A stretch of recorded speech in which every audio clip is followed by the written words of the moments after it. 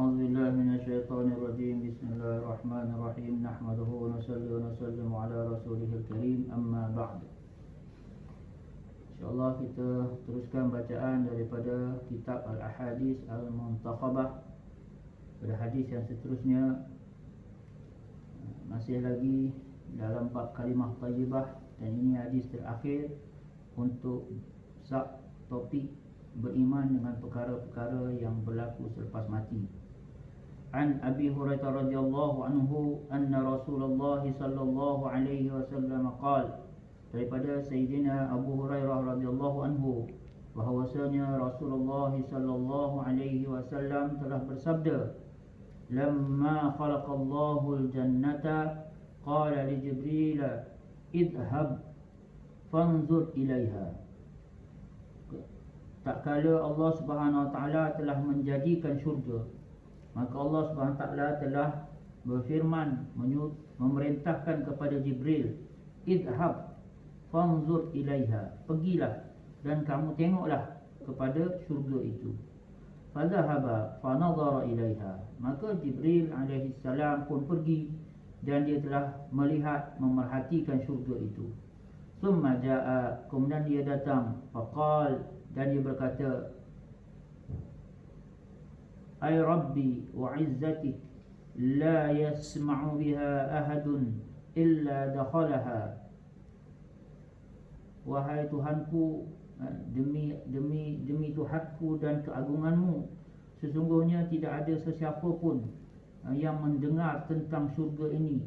Maknanya mendengar tentang nikmat, dengan mendengar tentang keindahan, mendengar tentang segala perkara yang ada di dalam syurga ini, illa dakhalaha, pastilah dia akan berusaha untuk memasukinya. Maknanya dia pasti akan berusaha bersungguh-sungguh untuk memasukinya. Summa haffaha bil makarih, kemudian Allah Subhanahu Wa Taala telah meliputi syurga itu dengan perkara-perkara yang dibenci, perkara-perkara yang tak disukai.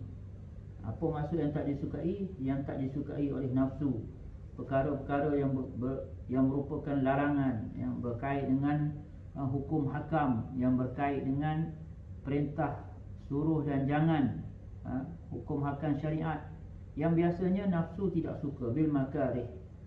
Thumma qala, kemudian Allah Ta'ala berkata, ya Jibril idhab fanzur ilaiha, wahai Jibril, pergi lagi sekali dan kamu tengoklah kepadanya. Fadhahaba fanazara ilaiha, pergilah Jibril AS, maka dia pun melihat dan memerhatikan kepada syurga tadi. Summa qala, ay Rabb wa izzatik laqad khasyitu alla yadkhulaha ahadun. Wahai Tuhan, demi Tuhanku dan segala keagunganmu, kata Jibril, sekarang aku takut, sesungguhnya aku sangat takut bahawasanya tak ada satu orang pun yang akan dapat masuk di dalamnya. Maknanya setelah Jibril pergi lihat apa yang syarat-syarat yang Allah Subhanahu Wa Taala letakkan untuk memasuki syurga tadi, daripada perkara yang tak disukai oleh nafsu manusia, maka kata Allah Subhanahu Wa Taala, kata Jibril AS, sekarang ini aku takut tidak ada seorang pun yang akan dapat memasukinya. Falamma khalaqallahu an-nara qala ya Jibril idhhab fanzur ilaiha. Dan tak kala Allah Subhanahu Wa Taala menciptakan neraka, maka Allah Subhanahu Wa Taala memerintahkan dipanggil Jibril, dia kata, wahai Jibril, sekarang kau pergi dan tengok kepada neraka ni. Fadhahaba fanazara ilaiha, maka dia pergi dan dia perhatikanlah neraka tadi. Summa jaa, kemudian dia datang, faqal, dan dia berkata, ay Rabbi wa izzatik, ya Tuhanku, demi keagunganmu, la yasma'u biha ahadun fayadkhulaha, tidak ada siapa pun yang dengar, yang tahu tentang neraka ini, melihat kepada siksaan, apa yang penderitaan, kehinaan yang ada di dalam neraka ini, maka pasti tak ada seorang pun masuk. Kerana apa? Kerana semua akan berusaha sungguh-sungguh untuk tidak masuk dalam neraka. Semua tak nak masuk dalam neraka ni. Fahafaha bisyahawat summa qal. Kemudian Allah SWT telah meliputi meletakkan di sekitar neraka itu bisyahawat, dengan perkara-perkara yang disukai oleh hawa nafsu, oleh keinginan nafsu. Allah Ta'ala liputi dengan keinginan nafsu. Summa qala ya Jibril idhhab fanzur ilaiha. Kemudian Allah Ta'ala kata, wahai Jibril, kamu pergilah dan kamu tengok kepadanya, pada neraka tadi. Fadhahaba fa nazara ilaha, dia pun pergi dan dia pun perhatilah. Summa jaa, kemudian dia datang, maka dia berkata, faqal ay rabbi wa izzatik, wahai Tuhanku dan demi keagunganmu, wa jalalik, demi kehebatanmu, laqad khasyitu alla yabqa ahadun illa dakhalaha. Sekarang ya Allah, aku takut sekiranya tidak tinggal seorang pun melainkan semua akan masuk dalam dia. Kenapa? Di neraka itu telah diseliputi dengan perkara-perkara yang disukai oleh keinginan nafsu, oleh syahwat.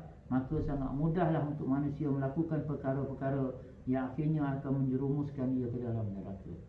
Hadis ini riwayat Abu Dawud.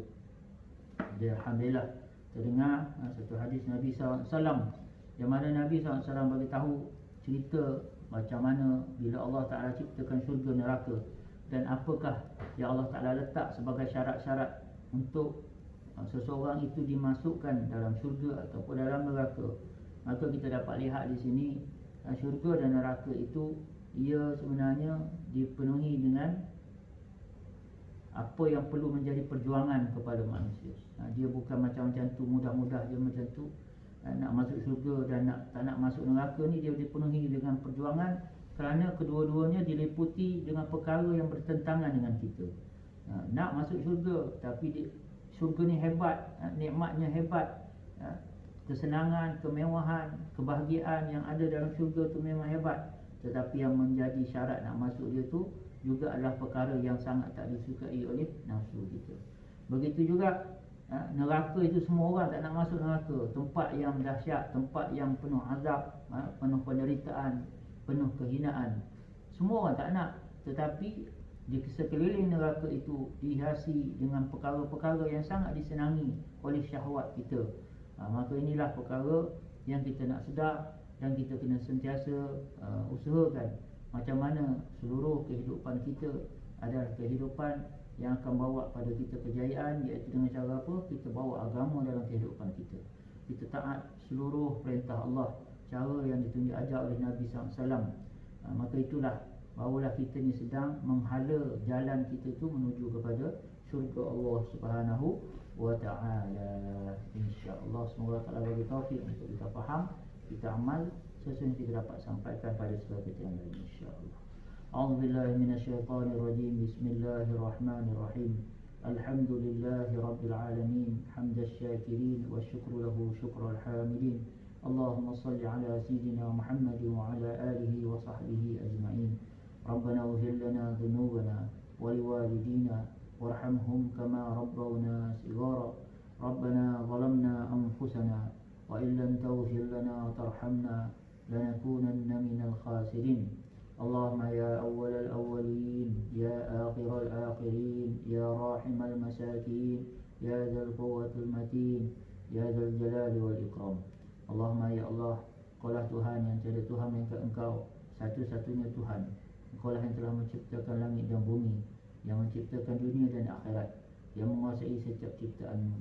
Wahai Allah, sesungguhnya dengan kasih sayang-Mu ya Allah kami memohon, dengan ihsan rahmat-Mu ya Allah kami meminta, ampunlah segala dosa-dosa kami ya Allah. Wahai Allah, Engkau yang maha memerhatikan hati-hati hamba-Mu ya Allah. Tidak ada terselindung sikit pun daripada hati kami, daripada pandangan-Mu dan pengetahuan-Mu apa yang ada di dalam hati kami ini ya Allah. Wahai Allah, ampunlah segala salah silap kami ya Allah, kekurangan kami ya Allah, cuai reka lalai kami ya Allah. Ampunlah dosa-dosa kami ya Allah, dosa yang besar ataupun yang kecil ya Allah, dosa yang sengaja ataupun tak sengaja ya Allah, yang awal dan yang akhir, yang tersembunyi ataupun yang nyata. Wahai Allah, semuanya Engkau maha mengetahui segala sesuatu. Maka dengan pengetahuan-Mu ya Allah, ampunlah setiap apa saja dosa kami ya Allah. Sebelum tiba kami dipanggil menghadap-Mu ya Allah, ampunlah segala dosa kami ya Allah. Dan bila tibanya hari kami menghadap-Mu nanti ya Allah, Kau pandang kami dengan kasih sayang-Mu, Kau ampunkan segala dosa kami, dan Kau redalah dengan kehidupan kami, sedaya yang telah kami usahakan sedaya kami mampu ini ya Allah. Wahai Allah, jangan Kau tarik hidayah-Mu daripada kami ya Allah. Tanpa hidayah-Mu ya Allah, kami akan jauh dan jauh daripada jalan yang Engkau redai. Rabbana la tuzigh qulubana ba'da idh hadaytana wa hab lana min ladunka rahmah innaka antal wahhab. Rabbana srif 'anna 'adzab jahannam inna 'adzabaha kana gharama innaha sa'at mustaqarran wa muqama. Allahumma ya fattahu ya wahhab adkhilna al-jannata bighairi hisab. Rabbana atina fid dunya hasanah wa fil akhirati hasanatan wa qina 'adzaban nar. Wa sallallahu ala sayyidina Muhammad wa ala alihi wa sahbihi wa sallam. Subhana rabbika rabbil izzati amma yasifun wa salamun alal mursalin walhamdulillahi rabbil alamin.